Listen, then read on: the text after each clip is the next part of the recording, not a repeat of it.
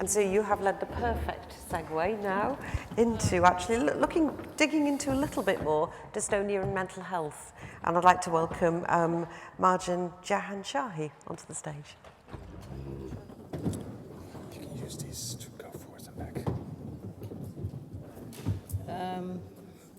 First, I would like to thank Monica and the other organizers for a very informative and enjoyable meeting. I'm glad to be back with Dystonia Europe. I was going to talk about mental health and dystonia, then implications for medical management, and then self-management, what you can do to cope and live well with dystonia. But then I realized I only have 10 to 15 minutes. So, and I think part of my talk has already been nicely given by Dr. Peel. So I will talk fast and I will skip over some of my slides. Going forward, so mental health in dystonia. As Dr. Peel said, there are lots of studies, and the main point from these studies is that two types of mental health issues are common in dystonia: depression, which ranges from 19 to 47% of people with dystonia experience depression. This is about a quarter to half of people with dystonia have experiences of depression. So about 50% don't, but 50% do. Anxiety disorders are also common. Again, in about a quarter to three-quarters of people with dystonia would experience anxiety in association with their disorder. The other common disorder that was also alluded to previously is obsessive-compulsive disorder. And the rates of this disorder varies across studies, but from 7% to 29%, 25%, and perhaps the rate is somewhere around 19% when good methodology is used, structured clinical interviews, etc. So three types of mental illness associated with dystonia, depression, anxiety, and obsessive-compulsive disorder. And this was just an example of a study that from Germany that showed that compared to a general population sample, the rates of depression are twice higher in people with cervical dystonia. The rates of anxiety are 6 times higher, and the rates of social phobia are 11 times higher, 10 times higher than in the German general population. So this gives you a picture of the problems that are common in mental health issues that are common in dystonia. I will skip this one. Sleep disorders were again referred to, and there is evidence suggesting that between 40 to 70% of people with cervical dystonia or blepharospasm have problems with sleep efficiency and sleep quality, and that latency of sleep, how long it takes people to fall asleep, as well as the duration of sleep may be affected. Pain is another common problem. About 10% of people with cervical dystonia, for them, pain is the first presenting symptom, and about 90% of people with cervical dystonia have experience of pain. Pain is also a part of other forms of dystonia, such as people with blepharospasm can experience pain, as well as people with writer's cramp. So the question that is often asked about these mental health issues in dystonia is, are they primary, are they part and parcel of the same disease process that gives rise to the movement disorder, or are they secondary? Are they an effect or a reaction to living with this chronic disorder? And there's evidence supporting both. There's evidence suggesting that there are high rates of depression and anxiety in people with dystonia before the onset of the movement disorder, And the study that I skipped over by Hyman and colleagues suggests that at least major depressive disorder is associated with presence of the DYT1 gene. So people who have the gene, whether they have dystonia or are simply carriers of the gene, seem to be at higher risk of having major depressive disorder. So these pieces of information seem to support the idea that these mental health issues in dystonia are primary, are part and parcel of the same disease process as the dystonia itself. And then there's other evidence suggesting that perhaps these mental health issues are secondary, or a reaction to living with this chronic illness. The fact that depression and anxiety correlate or are associated with severity of dystonia. So the more severe dystonia, the greater the depression or anxiety. In a follow-up longitudinal study, when dystonia improved, depression and anxiety also improved, suggesting that there is a correlation over time between the two. And depression and anxiety improve when dystonia improves with botulinum toxin injections or deep brain stimulation. So again, this is evidence suggesting that some aspects of depression and anxiety in dystonia may be secondary or reactions to the illness, so that when the illness improves, the depression and anxiety also improve.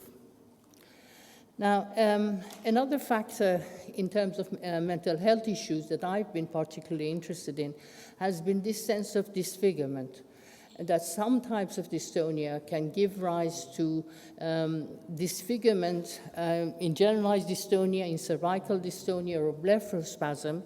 And as part of my PhD many years ago with the late David Marsden, I looked at features of depression in cervical dystonia. The slide on the left, trying to see what components, what elements of depression distinguish people with cervical dystonia from people who had arthritis, cervical spondylosis of the neck. And we found that negative feelings about the self-accusation, self-blame, a negative body image were the components of depression that distinguish these people with cervical dystonia from the people with cervical spondylosis.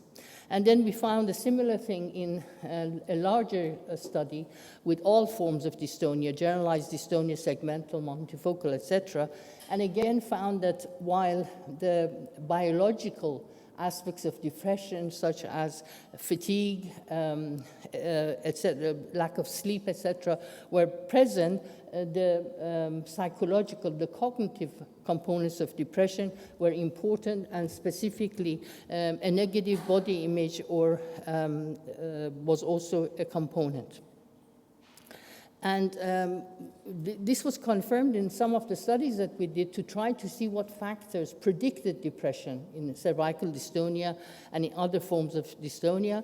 And we found that both a sense of disfigurement as well as body concept or body image, how people felt about their own bodies, how they rated their body image, were both important predictors of depression in dystonia.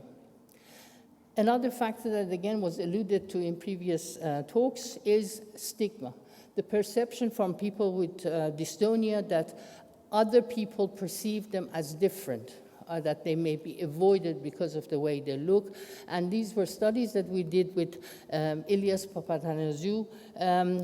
And if you look at the last two columns in these two slides, they show that in both cervical dystonia and in spasmodic dysphonia, a large percentage of the people with dystonia are expressing high levels of stigma. So stigma is an important aspect of the experience of dystonia. So on the basis of all these findings, we developed a model of dystonia where we think that the visible abnormal postures and movements result in a sense of disfigurement, which on the one hand results in a negative body concept, low self-esteem, and depression. And then on the other hand, this, because of the disfigurement giving rise to stigma, This results in a level of social embarrassment and social avoidance and isolation in dystonia. And I think the model is important in terms of helping people understand their reactions to the illness and perhaps manage their reactions to the illness.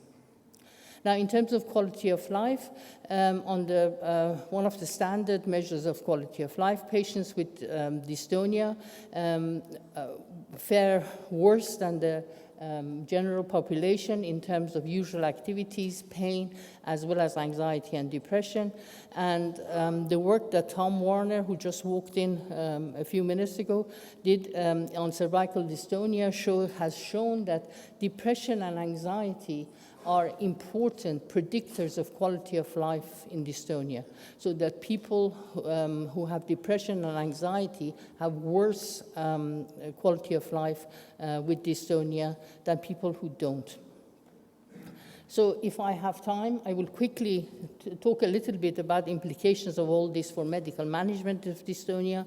The first thing is that there is evidence suggesting that patients don't always report mental health problems to doctors, and doctors don't always inquire about mental health problems. And this is important because, as I've shown you, depression and anxiety are common in dystonia, and they have an impact on quality of life.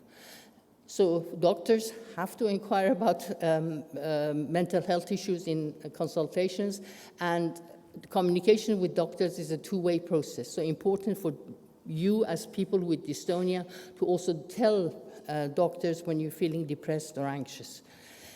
Second thing is that successful treatment of dystonia with botulinum toxin or deep brain stimulation improves mild to moderate depression and quality of life, and I will whiz through this. This is a study we did on botulinum toxin injections. Depression and disability significantly improved after the improvement of cervical dystonia with Botox, but the body concept or negative body image didn't. Similarly, quality of life improves after botulinum toxin injections. Mood, if you look at the last column there, with deep brain stimulation, significantly improves in dystonia, and similarly with successful deep brain stimulation, there's evidence suggesting that quality of life significantly improves. The other thing is that, of course, not all aspects of dystonia improve as a result of successful medical treatment of dystonia, and some people may need other forms of treatment, such as antidepressants or anxiolytics or cognitive behavior therapy, particularly for that sense of disfigurement that goes with dystonia.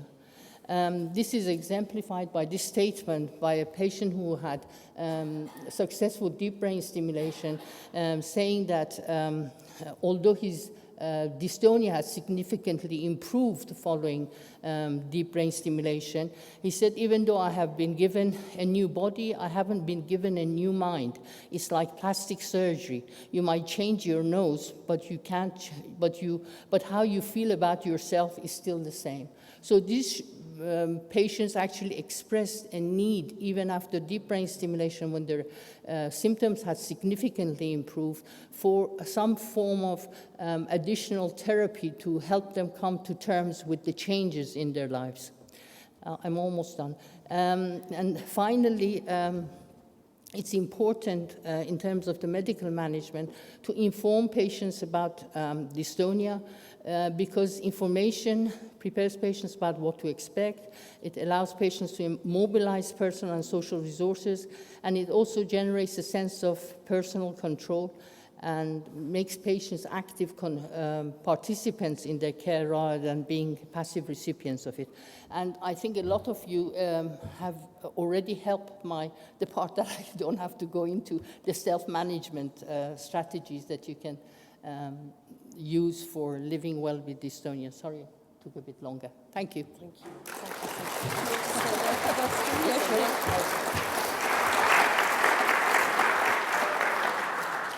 So again, ladies and gentlemen, the usual format, if we could just wait for the microphone to come to you. Either question, comment, or even if you're willing to share, really, just some of the points that you've made in terms of stigma.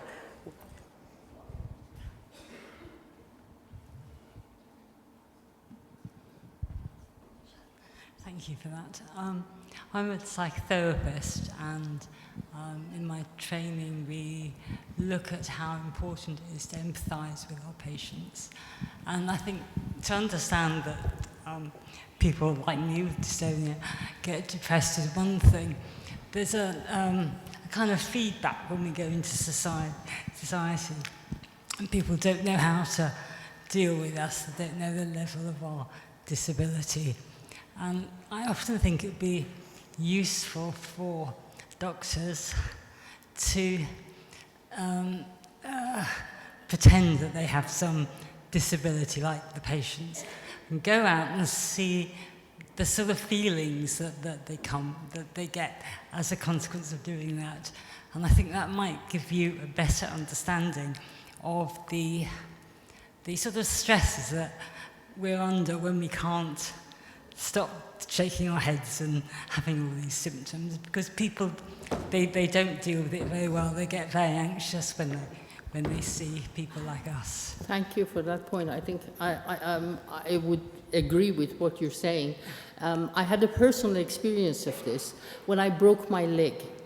I broke my leg, and we lived in a first-floor apartment, and I couldn't leave the house for 6 or 8 weeks. And it made me think that my dependence on my husband for doing most things for me was incredible, and it made me think how stoic all the people that I knew with dystonia or with Parkinson's disease were to actually live with their daily disabilities. So having personal experience of something so small, a broken leg, makes you realize the challenges that people face when they live with disability. We essentially, we all want to be accepted and loved, and this is the one thing which maybe we're anxious that other people won't accept and won't love us because of that. And there's something very deep within us that searches for acceptance. Yes. Hence the depression. I just wanted to say, Marjan, thank you so much for all this study that I've learned so much. And when you talk about the negative body image and the fact, like your patient, that even if they got better, I see that with the Botox as well. Patient with cervical dystonia, a straight neck, good range of movement. And I say, now, do you have a good life? Are you going playing football with your mates? Oh no. They will look at me, but I say, there's nothing to see now, you're normal. He say, yes, but I can't. And I say, okay, so the next goal is not to inject you, is that you can play football with your mate. I will go run with my son, but I'm not sure about playing football. And it's really, and he's well, and it's very important for doctors, us, as you say also, to start to engage the conversation and say, look, you are doing well, you are in the sweet spot, let's go ahead and have a life, but they don't. And as your patient say, but you did not change my mind. Yes. I mean, there is evidence suggesting that perceptions of the efficacy of both botulinum toxin is different between relatives and patients. Between relatives and patients, relatives see greater improvement as a result of botulinum toxin than patients. So there is something in people who have the dystonia that despite the botulinum toxin straightening the head, that's, I suppose, partly because with botulinum toxin, the improvements are temporary, that they last 3 months or so, and then the head deviation returns. That may be a factor. So the botulinum toxin seems to improve depression and disability to some extent, but not that almost ingrained negative body image, which may need other forms of therapy to overcome. Even without I agree with the fluctuation, and the speech therapist this morning said so nicely how to cope with the fluctuation, but I think that's the reason they need other therapy and all this sensory motor retraining and visualization and hypnosis and trying to change their mindset. Yes. If you just change the muscle, it's not enough. Yes, the mindset. that's true. Yeah, the mindset is important. Thank you so much. Yeah. Can I just say that that's not the case for everybody, though. You know, that's a sort of an anecdotal thing. But also that if you've been in pain in some situations, it's very difficult to believe that, to trust that situation won't give you the same pain. It's very difficult to unlearn something that we've learned is dangerous. Okay, we have one more question. Did I see over here? Is it Lucy over here? Yeah. Hello. I just want to ask a question. Obviously, with anxiety and depression being caused with or by dystonia, we all suffer from it, I'm sure, with or without DBS. A lot of people I speak to online who I support and I help and give advice to, they say that they are not viable or liable to have, they're not allowed to have DBS because they suffer from depression and anxiety. Is this true? Maybe Francesca can help? Francesca can address this, but my understanding, I also worked in a unit for functional neurosurgery for 15 years. My understanding is that the mild levels of depression and anxiety are not a problem or a contraindication against having deep brain stimulation. Okay. It's major depression and anxiety that are refractory to treatment. So if the depression doesn't get better after medical treatment, or there are, psychotic symptoms, etc., then there would be a pause before people would be recommended for deep brain stimulation. Okay. Yeah, that is the answer, yeah. Even because something that we didn't point it out, but that has been described more with Parkinson's disease. Yeah. There were few cases of suicide after DBS, but that we don't know if it's related to the DBS itself or like maybe to the impulsivity that have been described in the past when we started to use DBS in Parkinson. And that's why it's very important to exclude these people with major depression, Okay. not correct. Yeah. Thank you. Okay, thank you. Thank you. Okay.